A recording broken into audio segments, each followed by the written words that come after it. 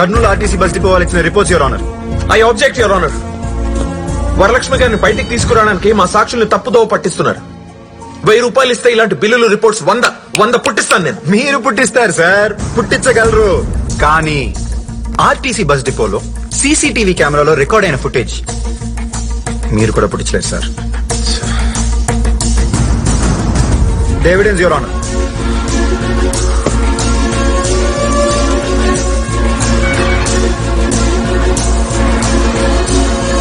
వీళ్ళ రోజు వస్తే విజయవాడకి వెళ్ళలేదు యువర్ ఆనర్. దానికి ప్రూఫ్ వాళ్ళ అపార్ట్మెంట్ సీసీటీవీ ఫుటేజ్.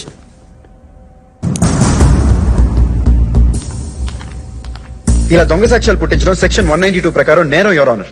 ఇలా ఫాల్స్ ఎవిడెన్స్ పుట్టించిన సీఐ గారిని కఠినంగా శిక్షించాలని కోరుకుంటూ మరియు మా క్లయింట్ వరలక్ష్మీదేవి గారు లాంటి హ్యుమానిటీ ఉన్న వ్యక్తిని నిర్దోషిగా ప్రకటిస్తూ కోర్టు వారు విడుదల చేయాలని కోరుకుంటున్నాను యువర్ ఆనర్.